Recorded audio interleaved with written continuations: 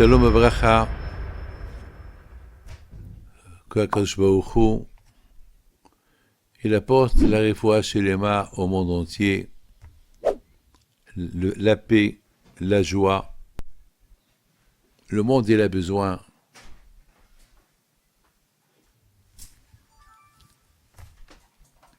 Le monde, il a besoin de la paix. On est en train de vivre des moments un peu durs dans le monde. Le monde est très chaud. On dirait qu'on est en train de vivre vraiment une troisième guerre mondiale.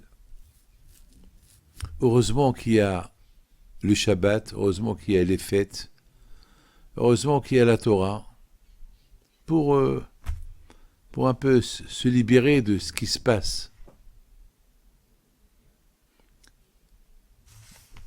Il y a un passouk dans la Torah qui dit Ve'ata tetzaveh et ben Israël v'yikhu elecha shemin zayit zach, dans la paracha de cette semaine. Ve'ata tetzaveh.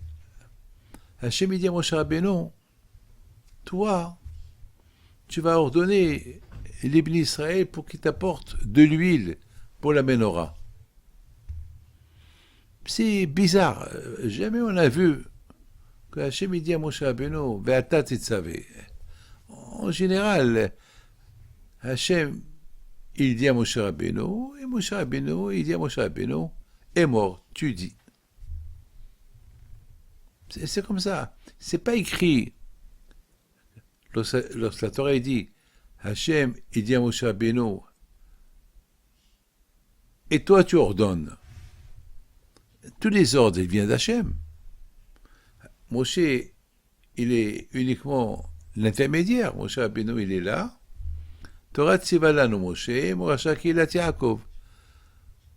Moshe Rabbeinu, il reçoit des mitzvot d'Hachem et il nous les apprend. Mais là, le passage qui dit Ve'ata tetzaveh, et toi tu ordonnes. Il faut qu'il y ait une introduction. C'est comme par exemple, je rentre dans une chambre et je vois des gens et je leur dis, et je commence à dire, je prends quelqu'un et je lui dis, et toi, je t'ordonne de leur dire. C'est pas. Je rentre dans la chambre et je leur parle ce que je veux. C'est pas. Ce langage que Akadosh Baruch Hu, il utilise là, il est un peu bizarre. Ve'ata tetzaveh, et toi tu ordonnes. C'est Hachem qui dit à Moshe Rabbeinu, tu dis au Bnei Israël. C'est comme ça toujours on a lu dans la Torah. Et Hachem, Vayomer Hachem et Moshe, d'Abel Bnei Israël, et Hachem il a dit à Moshe par le Bnei Israël, et Vayomer Hachem, Vaïdaber Hachem, mais jamais on a lu comme ça, le passouk. L'histoire elle commence, l'ordre il commence, et toi tu ordonnes au Bnei Israël. Et c'est quel ordre? De l'huile. Et toi, tu ordonnes les Juifs qui t'apportent de l'huile. Alors, bien sûr que bien sûr, on veut l'huile pourquoi? On veut l'huile pour la menorah. C'est la Torah, elle parle de la menorah. Pour allumer cette menorah, il faut de l'huile pure. Pour l'huile pure, la Torah, elle te dit Ve'ata tetzaveh. Pour l'huile pure que les Juifs ils doivent apporter pour allumer la menorah du Beit HaMikdash, Hachem, il doit dire et toi tu ordonnes Ve'ata tetzaveh. Jamais j'oublierai. Il y a longtemps, il y a peut-être 35 ans, 40 ans, une fois, j'avais entendu un des tzadikim de Lubavitch qui dit Ve'ata tetzaveh, ça veut dire, ici ça parle que s'il n'y a personne qui est capable de donner un ordre ou enseigner les Juifs la Torah, alors toi tu le fais. Ça veut dire, en général, on n'a pas besoin que on a un prophète qui nous dit quoi faire. Ou il faut avoir un rabbin qui nous dit quoi faire. Eh ben, s'il n'y a pas ce rabbin, eh ben, toi, tu deviens le rabbin. C'est tout. Ve'ata titzaveh. Pourquoi? Alors, on parle du Shemen. Shemen, la lettre de Shemen, c'est les mêmes mots de Neshama. Ah, moi, David Pinto, je me pose une question. Je vois un juif qui fait une faute. Il n'y a pas de rabbin qui va lui dire ne fais pas la faute.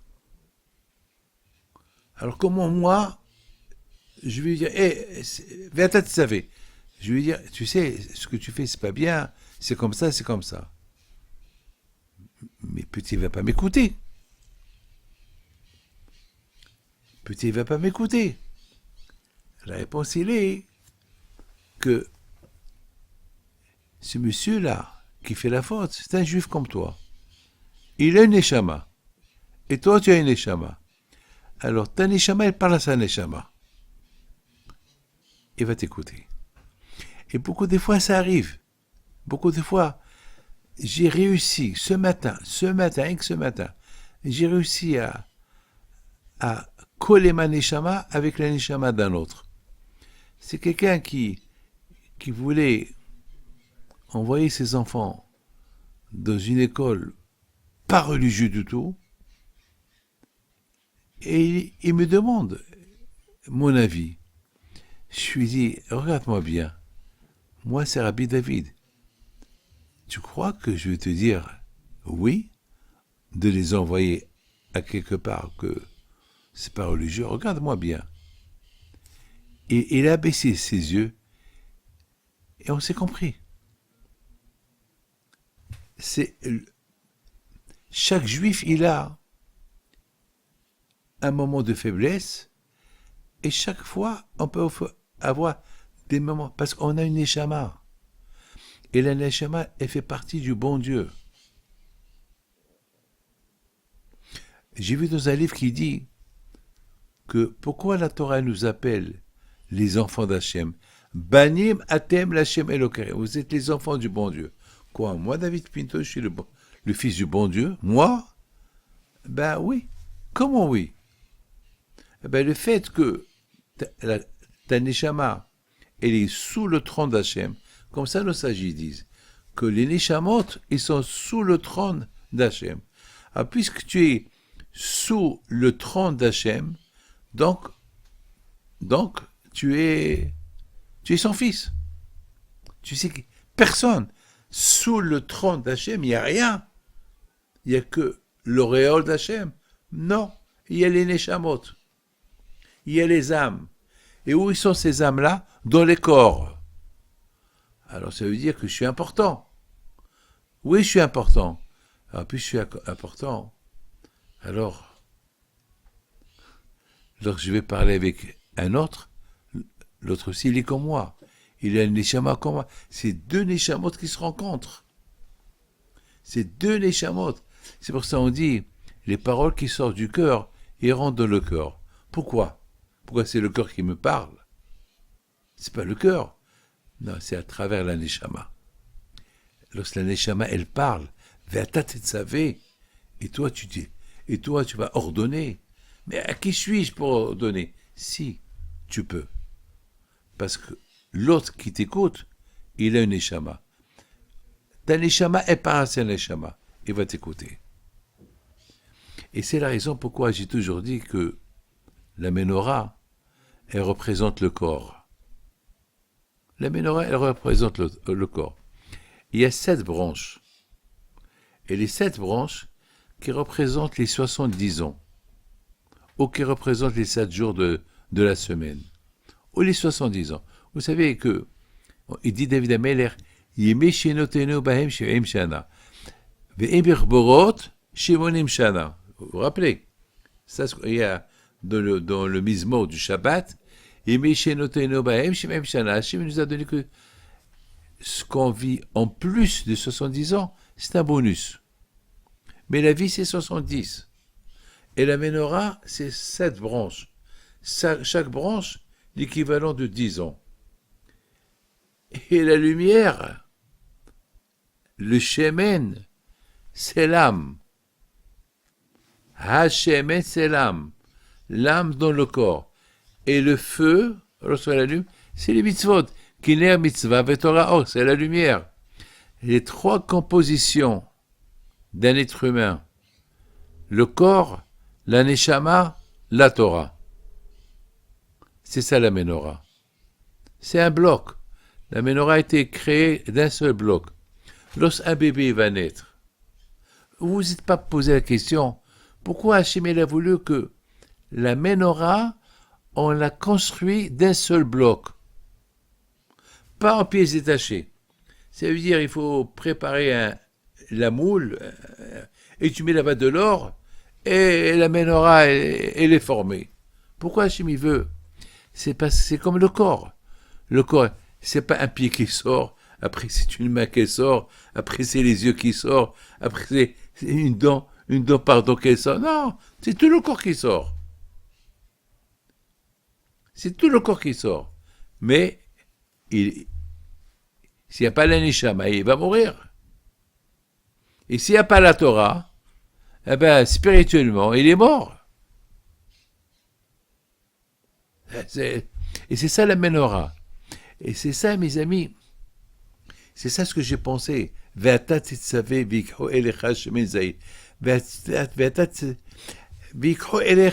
vont t'apporter. Alors je me suis posé, c'est quoi tout ça? Ben ça veut dire, toi, parle. Parle. Et tu vas voir. Ils vont t'apporter. Ils vont s'apporter eux-mêmes vers toi. Parce que lorsque tu parles, tu ordonnes et tu enseignes les paroles d'Hachem à d'autres, ils vont écouter. Grâce à Dieu, comme des gens, ils ont fait tchouva. Avec quoi? Eh ben, c'est avec des paroles. Parce qu'on a dit, il faut pas. Il y a un passage qui dit, Bimkom she'en ish ishtadeh liot ish. S'il n'y a pas un homme, alors toi sois l'homme. Par exemple, vous rentrez à la synagogue et il n'y a pas de rabbin, il n'y a pas de Shalech Tzibour, et chacun il regarde l'autre. Qui commence? Et chacun il attend l'autre. Alors sois toi l'homme, commence. Pas la peine d'attendre, tu attends quoi, Mashiach? Allez, commence. Bimkom she'en ish, ishtadeh liot ish, s'il n'y a pas un homme, sois toi l'homme. On dit, et la Ashet Hashem. Beaucoup de fois, il y a des gens qui doivent savoir, et la Ashet Hashem. Il ne faut pas attendre qu'il y a quelqu'un qui vient donner l'ordre pour faire quelque chose. S'il n'y a personne qui est là pour donner l'ordre pour faire quelque chose, alors toi, sinon, c'est grave. Mes amis, lorsqu'on voit un avion qui est en danger, il y a pas mal de pilotes dans l'avion. Et chacun, il compte sur l'autre. Mais non! L'avion, il est en danger. Vite, lève-toi. Sauve l'avion. On va pas attendre. Mais quelqu'un qui est en train de se noyer. Et tu réfléchis. Et chacun, il y a pas mal de maîtres nageurs. Et chacun, regarde l'autre. Attends. Chacun regarde. Entre-temps, il va se noyer, le monsieur. Il faut se jeter. Mais attends, tu savais. Allez. Tu vois quelqu'un qui faute, tu vois quelqu'un qui ne connaît pas une halakha, tu vois quelqu'un qui a besoin de quelque chose. Allez, toi, celui qui va donner l'ordre.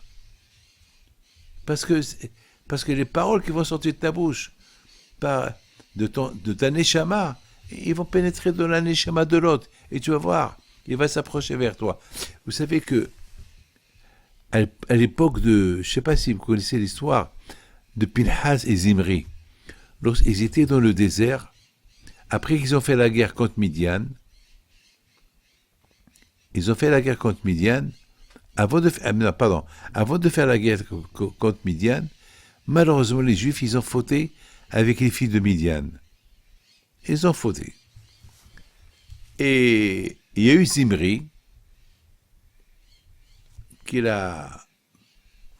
est venu avec une fille de Midianite, parce qu'il y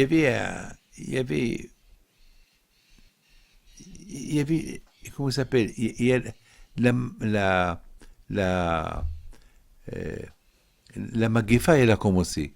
Le fait qu'ils ont fauté avec Midian, ils ont fait l'idolâtrie avec Akolpanim. Vous connaissez l'histoire. Alors, l'épidémie a commencé, ils ont commencé à mourir des gens. Il vient Zimri. Zimri vient avec une fille. Et Zimri, c'était un homme vieux. Il était un grand sadique. Il était le prince, un des princes d'Israël. Il était le chef de la tribu de Shimon. Il vient chez Moshe Rabbeinu. Il lui apporte la fille. Il dit, cette fille-là, elle est permise ou interdite? Moshe Rabbeinu dit, elle est interdite. C'est une Goya. C'est une Midianite, elle n'est pas convertie. Alors il lui dit, ah bon? Et ta femme, Tzipora, elle est d'où? De Midian. Et pourquoi toi tu t'es marié avec elle? Quand que elle est permise, c'est là aussi elle est permise. Moshe était bouche bée. Il était choqué. Il y a une différence entre vous et moi. Midian, Tzipora, elle s'est convertie avant Matan Torah. C'est la Goya. Elle n'est pas convertie, c'est là. En plus, c'est interdit. En plus, le bon Dieu, il est en train de punir les Juifs. Il y avait l'épidémie qui a commencé. Et lui, il vient de poser cette question. Et les gens, ils étaient choqués. Ils ont commencé à pleurer. Ils ne savaient pas quoi faire. Et entre-temps, il y avait l'épidémie. Il y avait 24 000 morts. Il y avait des morts, l'épidémie. Pinhas, il voit ça. Il dit, Moshe, quoi, on fait rien du tout? Moshe lui dit, je ne sais pas quoi faire. Mais attends, regarde, il y a des morts. Si ça continue, tous les Juifs vont mourir. Ce qui se passe, c'est grave. Alors Moshe Rabbeinu lui dit, tu as une idée? Il dit, oui, j'ai une idée. Je vais régler le compte.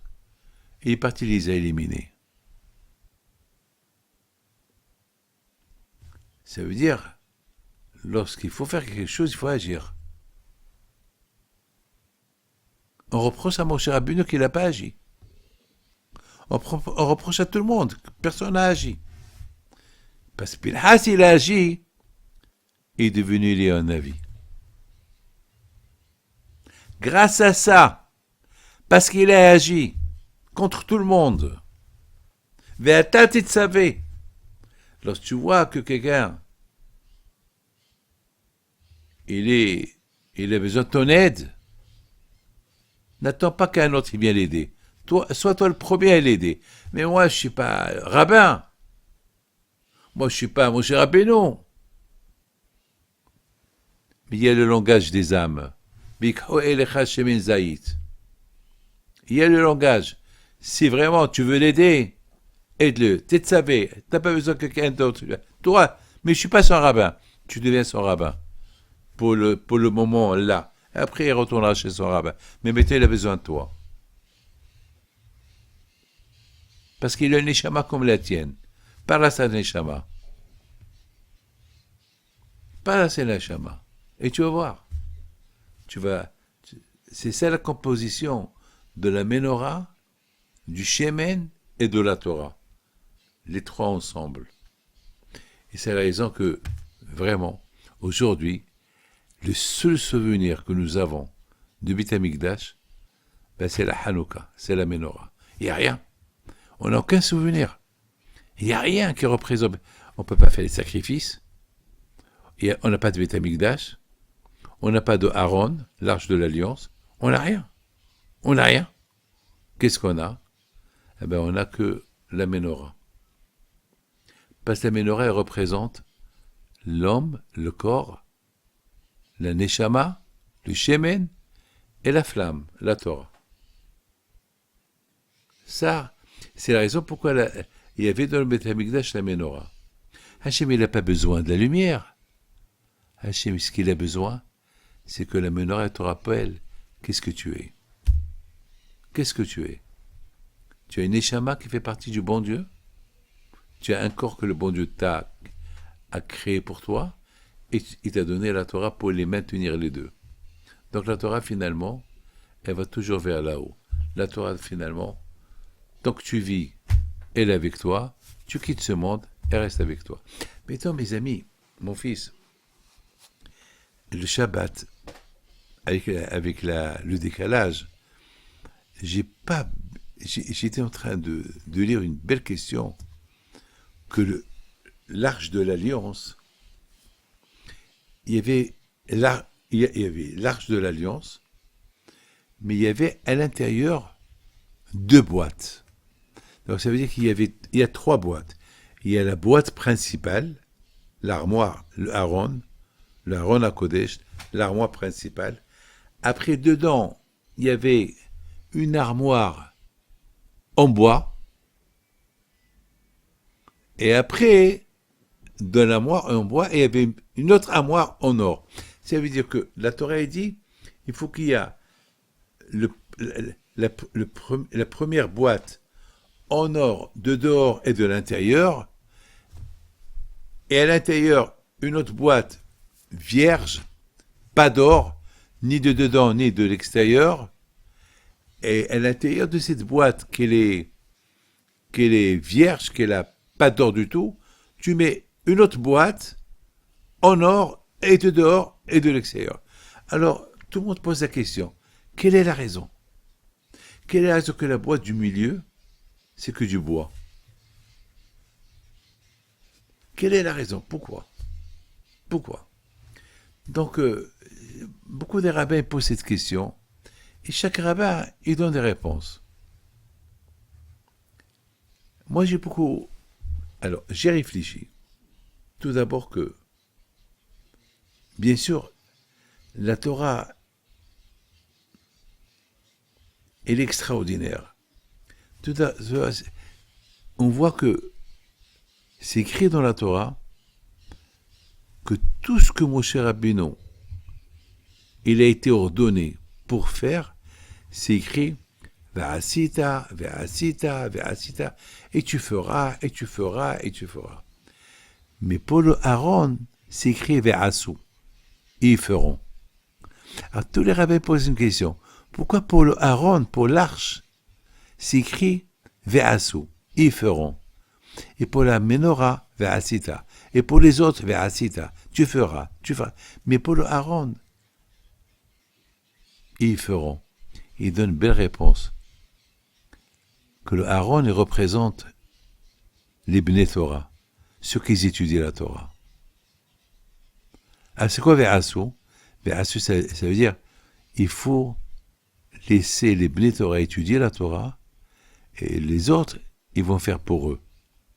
Ça veut dire il faut laisser les Bnei Torah seuls, laissez-les, il n'y a pas, eux, ils doivent continuer à étudier la Torah, et nous, on fera pour eux. On fera leur travail. Et au lieu qu'ils travaillent, sinon qu'on va travailler pour eux, comme Issachar et Zvulon. Issachar qui étudie la Torah, et Zvulon qui travaille pour lui. Et Zvulon, il a Gan Eden, comme Issachar. Il est associé avec Issachar dans sa Torah. Une association. Moi, je travaille, et toi, étudie la Torah, comme ça, je partage avec toi. Ouais, je t'aide, on partage. Moitié, moitié, moitié. Mes amis, j'ai commencé à réfléchir. Il y avait 3 boîtes. La boîte principale de l'Arche de l'Alliance, la boîte à l'intérieur qui était que du bois, et il y avait une autre boîte en or, toute entourée d'or, à l'intérieur de la boîte en bois. Pourquoi? Qu'est-ce qu'elle représente, cette boîte en bois? Eh ben, cette boîte en bois, elle représente quelque chose de magnifique. Aussi grand que tu es, réfléchis. T'es rien du tout. Tu es avec une boîte vierge. Wello. Aussi grand que tu es. Aussi roi que tu peux être. Aussi intelligent que tu peux être. Tu es rien du tout. Mais, travaille à être bien. Travaille à être bien. C'est ça les trois boîtes. Je travaille pour être bien, pour arriver à la perfection. Il y a de l'or et de l'intérieur et de l'extérieur. Et, mais dans ta tête, David, je suis rien du tout. Je suis que Afar va faire. Je suis que des cendres. Je suis que un verre. Je suis rien du tout. Mais ne reste pas dans cette idée-là, pour ne pas que tu tombes. Redeviens une boîte en or. Et c'est celle-là la boîte qu'elle était sur la boîte vierge, qu'elle était en or de tous les côtés. Ça veut dire que moi, David Pinto, toute ma vie, tout mon esprit, il va être d'une manière que je suis parfait pour le bon Dieu. Mais je ne suis pas encore arrivé à la perfection. C'est la boîte vierge, où il n'y a rien du tout. Mais Hachem, il sait que tu es bien. Ça, c'est la boîte qu'il est, encore une fois, en or de tous les côtés. Parce que si la personne, elle a un peu de gava, qu'il est parfait, il tombe. Donc ça veut dire, je travaille pour être parfait. Je sais que je suis parfait. Mais tant que je vis, je peux fauter. Alors, je suis quoi? Hachem, il sait ce que tu es. Et qu'est-ce que Hachem, il sait? Il sait que tu es bien. De côté, de l'intérieur et de l'extérieur, il sait que tu es bien. C'est pas la peine que toi, tu te le dis. Laisse les autres le disent pour toi. C'est ça, l'arche, qu'elle est composée de 3 boîtes. Et c'est ça, mes amis, le travail des tzadikim. Le travail des tzadikim, c'est que eux, ils sont parfaits, mais on voit que au lieu qu'ils grandissent dans la perfection, ils vont toujours se mêler avec des autres pour leur enseigner la Torah. Mais continuez à être parfait. Pourquoi vous allez perdre le temps avec les autres? Mais c'est ça mon travail. Mon travail, mon travail, il ne faut pas que je travaille que pour moi. Il faut aussi que je travaille pour l'autre. C'est pas que moi qui compte. Parce qu'Hachem, il veut un peuple, il veut un Israël. C'est pas que je compte que sur moi. D'accord? Et les autres, les pauvres, qui va s'occuper d'eux? Allez, va t'attirer, occupe-toi d'eux. Eux aussi, ils ont une neshama. Eux aussi, ils peuvent, they can provide light. Ils peuvent faire une lumière, eux aussi. Eux aussi, ils peuvent. Mais apprends-leur, donne-leur une chance.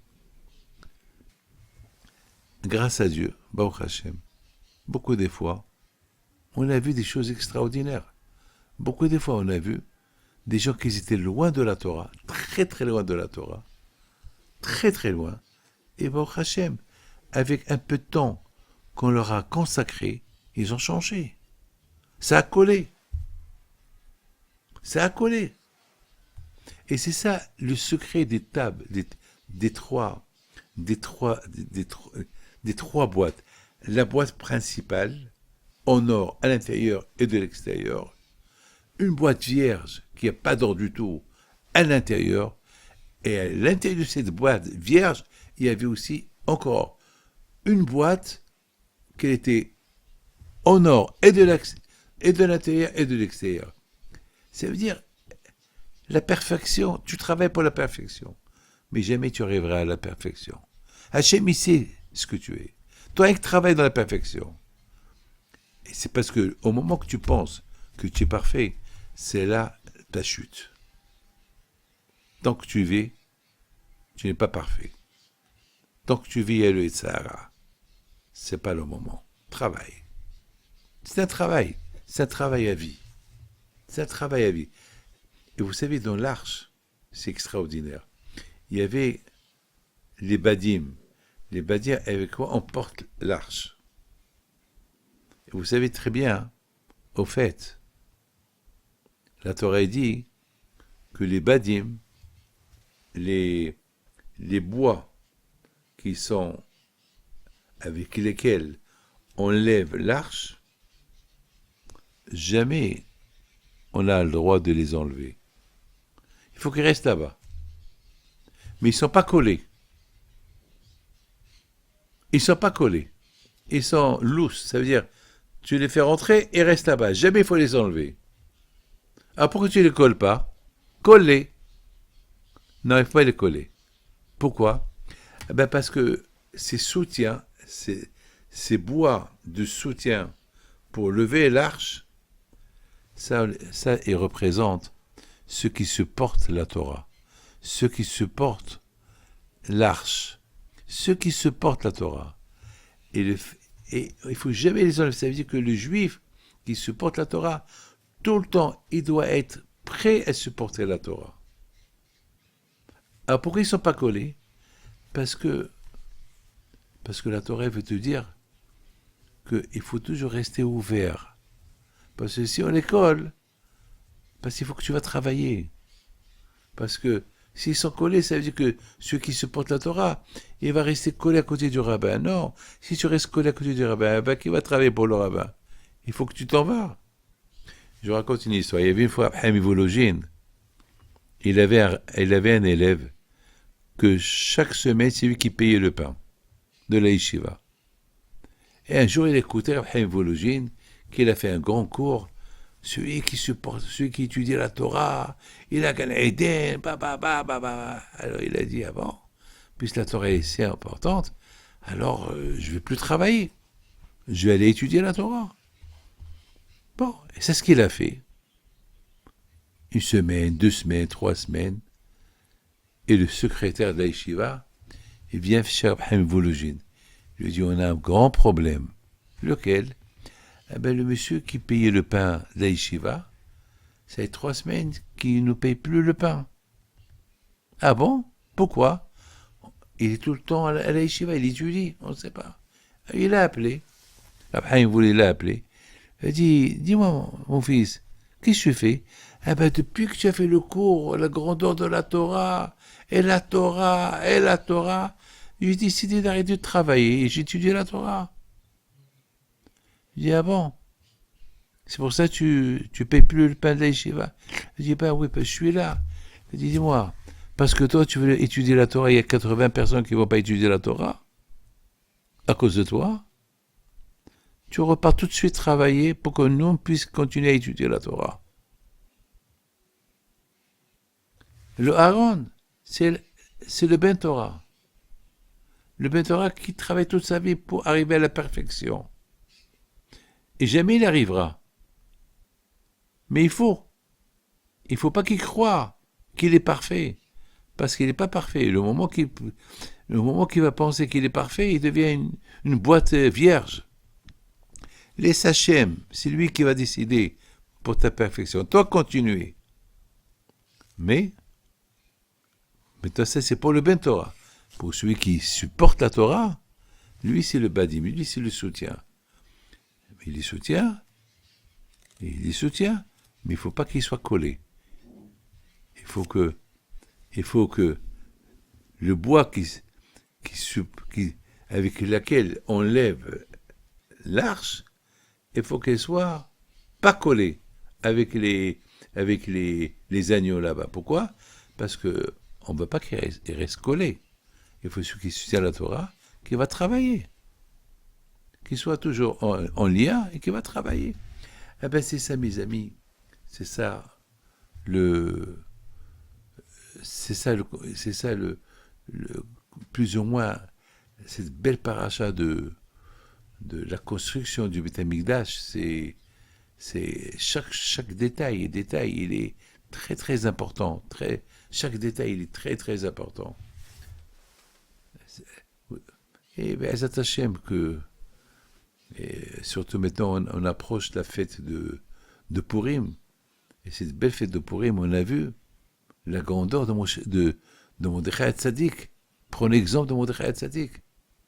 Mordechai Tzadik, alav shalom, on a vu. Ve'ata tzitzaveh.